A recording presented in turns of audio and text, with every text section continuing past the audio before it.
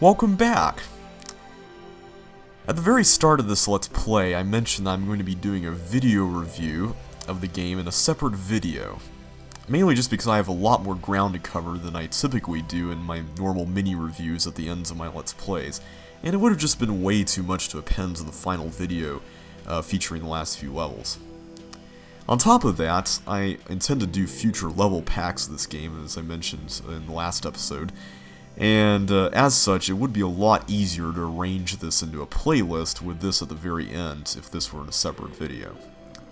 Now you'll notice that I'm here in the editor, and one of the reasons for this is because the music here is a little bit more relaxing than the really hyper chipper music in the main menu, and arguably more appropriate for a video with a lot of talking. So I hope you guys don't mind that. Now as I said at the very start, I intend to review this game both as it stands on its own, and as a successor to the original game, which is what it's being billed as. So let's do it in that order. Now as it stands on its own, this game is pretty good. It's got very good level design, it's got pretty fun game elements, and serviceable graphics. The level design is pretty top-notch. It's obvious that the levels were designed by somebody who knows puzzle games and how to design them, and Chuck is certainly very skilled at that. I'll talk more about the specific types of levels and whatnot later on, but for the most part the levels were very professional. The game elements are pretty good as well. I do like the fact that they included elements from the original Chips Challenge as well as elements from Chips Challenge 2.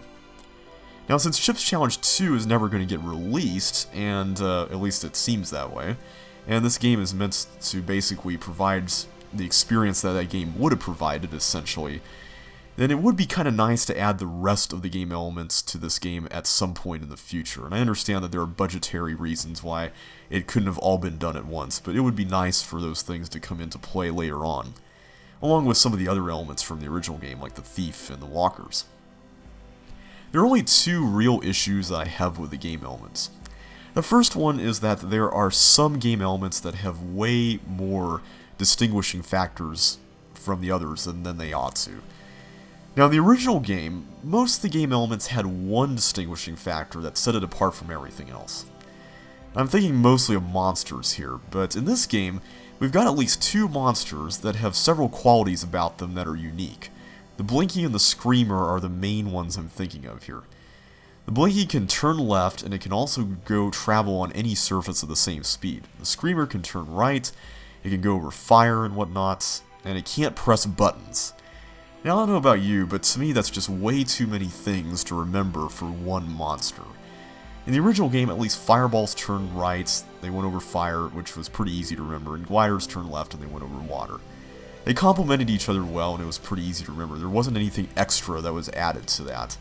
So, I'm kind of hoping that this game will add additional monsters. I've heard possibly baby monsters might be a possibility that would actually have legs so that they could press the buttons, and they won't, they'll actually have to go onto the forced floors and ice for the Blinkies and whatnot. So if it comes to that, then, that's cool. But it would at least be nice to have something that would emulate the original monsters from Chips Challenge exactly, so we could actually port levels here successfully. The same goes for the gravel tile. The gravel tile, as I said earlier, doesn't really work like the Chips Challenge gravel tile, because not only does it block monsters, but it also blocks blocks. Again, another thing that we have to remember when we use this, I guess it's technically a sponge, but, again, it's just adds more complexity where there doesn't really need to be any. I've heard maybe grass might be a possibility as far as a gravel tile that you can actually push blocks onto, so I eagerly await that whenever it's added, and hopefully it will be added in the future. But other than that, the game elements work fairly well. My personal wish list, like I said, would include the other Chips Challenge 1 elements, like pop-up walls, not just collapsing bridges that would allow you to push blocks over them, making certain puzzles obsolete, as well as the Thief and Walker tiles. And some of the Chips Challenge 2 tiles, from what I've heard, would be really cool to include here. Among them are the yellow teleports, which you can push around, and the bowling ball, which you can roll around and use to kill monsters, as well as collect items for yourself in unreachable places. So yeah, if those things can be added to the game, oh man, it would be epic. So those are my that's my wish list for future tiles. If anyone who's involved with the development of the game is listening, please consider them within reason, you know, depending on the budget that you guys have. And hopefully we'll see some of this stuff in the future, depending on how the sales of this game go. The graphics in the game, like I said, are serviceable. They're not exactly the best graphics, but they're certainly miles above the original Chips Challenge's graphics. My only two issues with them are that the floor tile isn't really neutral enough to distinguish a lot of these other tiles. To be honest, green, while a lively color, doesn't really highlight these other things quite as well as the gray tiles from the original Chips did. The nice thing about those gray tiles is that whenever there were other things, they were very noticeable. The same thing goes for the walls being gray. I mean, it really helped highlight the things that you could interact with, like doors and keys and monsters and all that good stuff. On top of that, the tiles in this game almost have different sorts of design styles across different types of tiles. For instance, the water in the game is really nice, clear, and it seems to have a lot of detail in it. And the same thing goes for very static things like the surfaces, like the sponges, the dirt, and these things like doors and blocks. But the dynamic tiles, like the monsters, are not quite as well detailed. They do have some nice detail, but I mean, for the most part, they kind of look like cardboard cutouts that look a little bit too cartoonish compared to some of the elements of the game. Maybe it's just me, but it becomes really noticeable when you zoom out, especially in-game. And I'm guessing the reason for this is because it makes it a little bit easier to notice the monsters when they're moving around.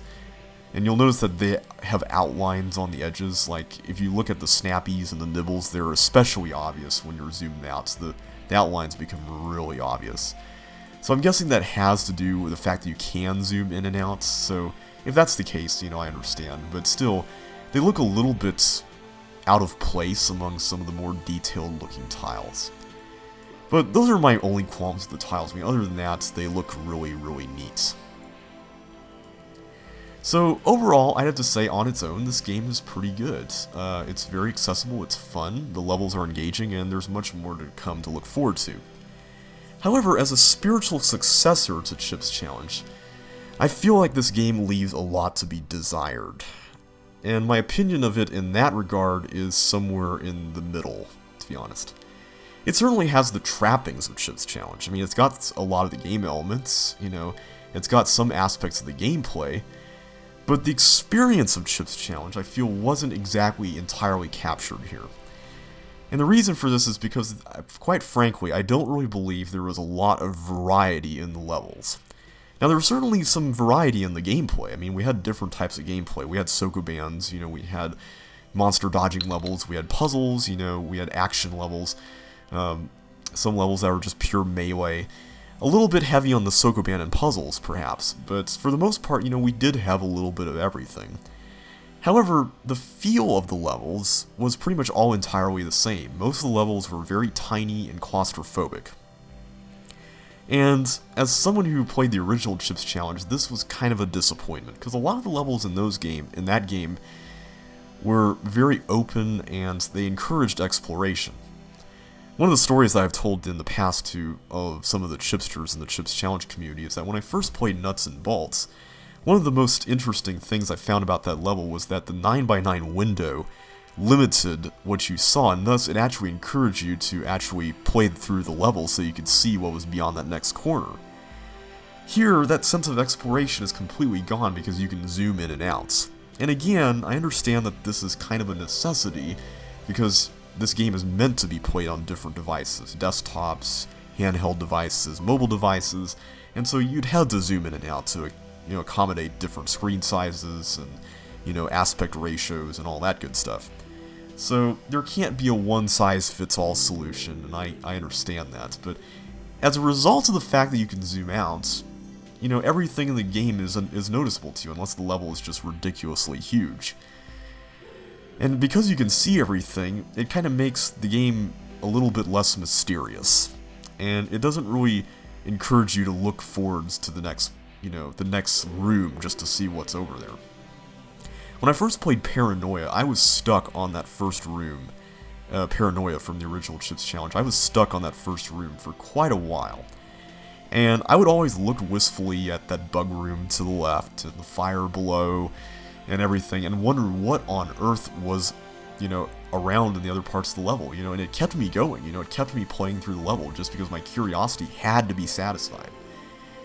Now, maybe part of this is because I was 8 years old at the time I played through Chips Challenge and beat the game, but that wonder of seeing what was around the next corner is just completely gone here. There's really none of that.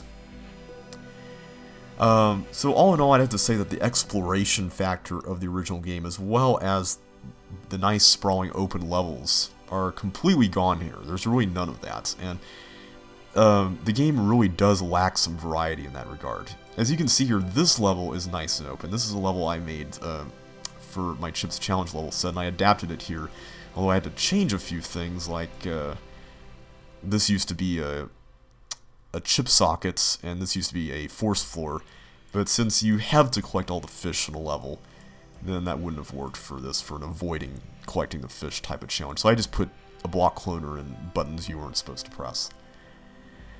Levels like this, where you could actually walk around, would have been nice, even without all the little rooms. Like the level Suicide from the original Chips Challenge is a perfect example of something that has a lot of room, a lot of things that are just completely pointless, but they add to the aesthetic, and they're very intentional and calculated in their design.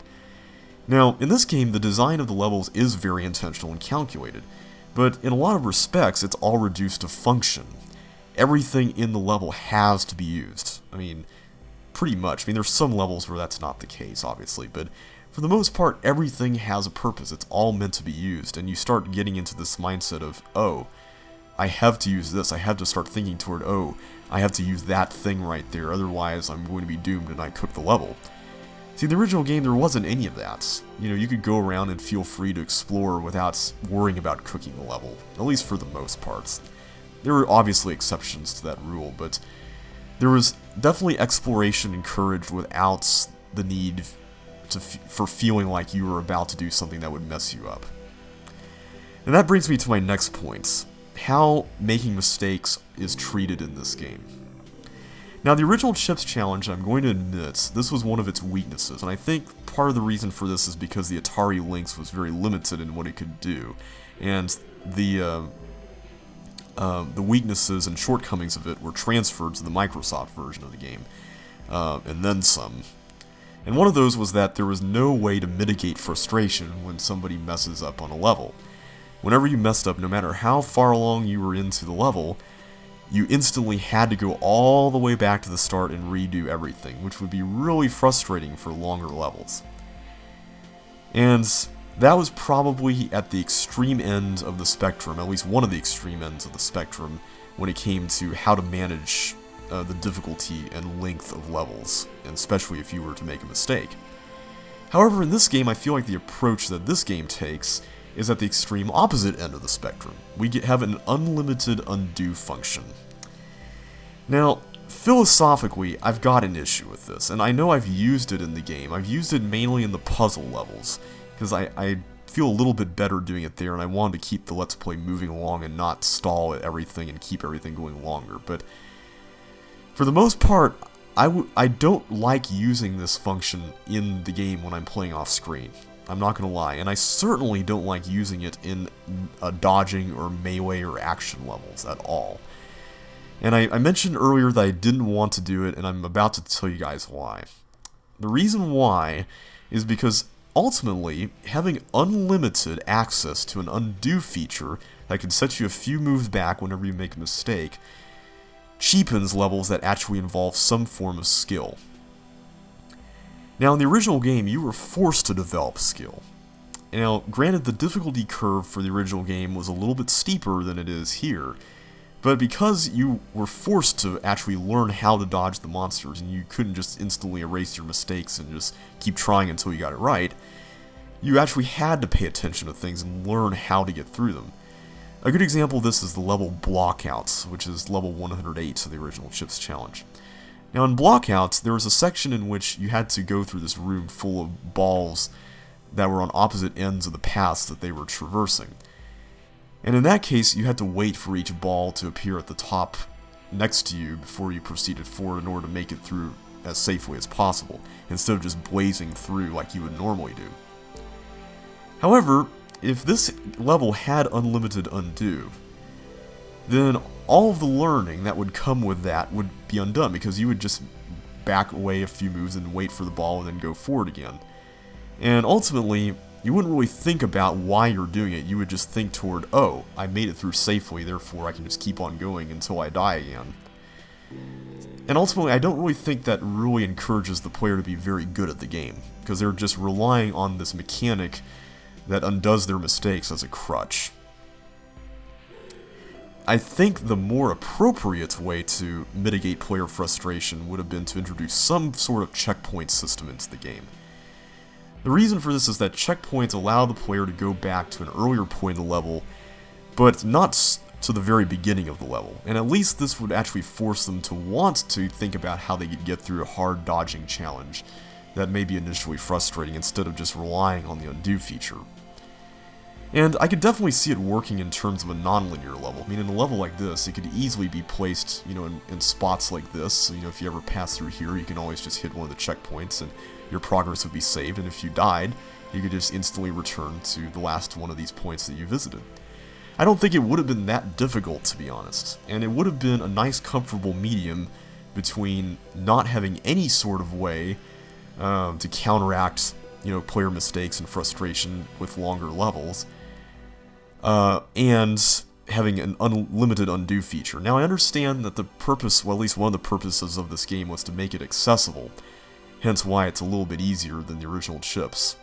But I don't really think this really helps toward that. It just cheapens the challenge of the game, and it doesn't really make it any more accessible than it would if it had a checkpoint system. And yes, I understand that there are a lot of games out there that are doing this sort of thing, like the Mario games now have the golden Tanuki tail and all that, but at least those elements appear after the player plays the game for some amount of time. In this case, you actually have unlimited access to the undo function. There's nothing impeding you from using it. Maybe some sort of achievement for not using it at all would be nice, or at least the fact that the clock keeps going on if you want to optimize the levels gives optimizers a reason not to use it, but there needs to be more reason not to use it. Maybe the level can be marked as completed, but not quite. For instance, I think it was either the original Super Mario Galaxy or Super Mario Galaxy 2 had a function in which if you used the Luigi help thing, you would get a bronze star at the end instead of a gold star. I mean, it was still a star, but ultimately you want a gold star, not a bronze star. So I don't know, something like that might be good if you want to keep the undo function, but ultimately I don't think it helps the game very much, and it certainly doesn't help players develop playing skill. And I think this game definitely has the capacity to help players develop player skill, because most of the challenges that involve skill are pretty basic. I mean, the Joyride level was pretty simple, it was short, it was easy, and it was pretty fun. And it was manageable, it wasn't a really long, drawn-out challenge at all. But overall, I'd have to say this game has the trappings of Chip's Challenge, but not quite the feel of it down. That's pretty much my opinion on that. Feel free to disagree, but I hope my reasons for it have been pretty sound, and most of you who have played Chip's Challenge might understand why this has been a little bit of a disappointment in those aspects, at least. Maybe not in some of the others, because like I said, this game was very well made. But all in all, I'd like to see some slightly harder levels in the future, and I'm guessing that some of those are going to be saved for these future level packs when we're going to get these new elements and whatnot, because, I mean, admittedly, we're only at 125 levels, and I'm guessing whenever these new elements get introduced, we're going to have 25 level bundles in the future, so I'm interested to see how the difficulty progresses. I'd like to see larger levels, especially if we're going to keep around undo. I mean, it's certainly manageable enough, so all in all, I'd have to say this game is a pretty good game. Maybe not quite the spiritual successor to Chip's Challenge, but a pretty delightful puzzle game that will entertain people, and it's, like I said, pretty accessible. Maybe a little bit too much in terms of bending over backwards to appease everybody. I personally don't think this game will win over new converts to puzzle games, because I think most of the people who will enjoy it will be people who play these games to begin with. But for those people, you know, it provides a nice diversion, and it's got some great levels, and I like the fact that the editor is built in. That's a very nice feature. I like the fact that you have to beat the levels before you upload them, that you can upload them. If there's one suggestion I have about the editor, or two actually, and I think I mentioned at least one of these earlier, it's to have an option to view everything straight from the top down. With a level like this, you have to move around to get to certain places, and this is as far back as I can zoom out. I can't zoom out any further than this. So, something where you can actually have everything on a grid, like the editors for Chips Challenge, would be nice. The other thing is that I'd like to see level packs in the future. Mainly just because that was one of the fun things about designing Chips Challenge levels, was that you can make level sets with your own difficulty curve that would essentially function as your own game. So it would be nice to see something like this in the future, maybe by utilizing some sort of tagging system, and maybe you can create like a list of levels, like a playlist on YouTube, and you can order them however you want based on the tags. I don't know. I mean it's up to the developers, but it would just be nice to see something like this. So that pretty much wraps my review of this game up. I hope you've enjoyed watching the Let's Play. I've certainly enjoyed playing through the game. Overall, I think this game is a lot of fun. It certainly has a lot more potential for the future.